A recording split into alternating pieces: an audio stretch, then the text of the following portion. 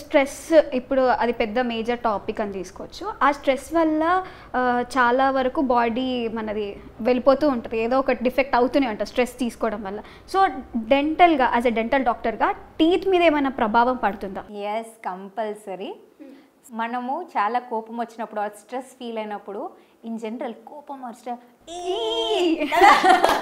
అది అందరూ అంటాం కదా. యా.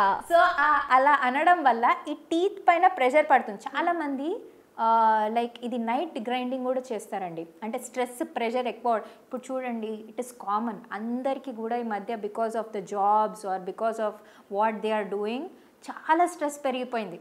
అంటే ఇది కామన్ కూడా అయిపోయింది. అంటే అరే నాకు స్ట్రెస్ ఉందంటే ఈ మధ్య ఏమంటున్నారంటే అది కామన్గా ఉంటుంది, ఏ జాబ్లైనా స్ట్రెస్ ఉంది, నీకేం కొత్తగా కాదు, మాకు కూడా అంతే స్ట్రెస్ ఉంది అని నార్మలైజ్ చేస్తున్నారు. సో యాక్చువల్లీ ఈ స్ట్రెస్ వల్ల ఏమవుతుందంటే మీరు టీత్ ఇట్లా క్లెంచ్ చేస్తారు. ఇన్ జనరల్ కోపం వచ్చినప్పుడు స్ట్రెస్ ఫీల్ అయినా అయ్యో అని ఇట్లా మీరు చేసినప్పుడు మీ ఎనామెల్ గ్రైండ్ అయిపోతుంది అక్కడ. అండ్ కొంతమంది ఇది రాత్రంతా ఇట్లా క్లెంచ్ చేస్తారు. అది క్లెంచింగ్ని ఏమవుతుందంటే దానివల్ల ఎనామెల్ లేయర్ వెళ్ళిపోయి డెంటల్ లేయర్ ఎక్స్పోజ్ అవుతుంది. దానివల్ల సెన్సిటివిటీ అవుతుంది.